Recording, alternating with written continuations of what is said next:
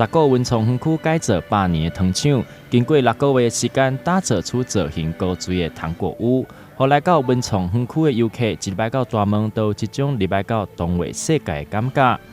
伫咧糖果屋的两边嘛，特别用了代表中西方的2种糖仔，代表文化的结合。大文创园区呢，再度以魔法为主题所打造的魔法序曲魔法糖饼屋，今天呢正式启用。那呢，从之前我们的魔法首部曲魔法工厂获得大家一系列的好评，甚至荣登我们网红打卡的全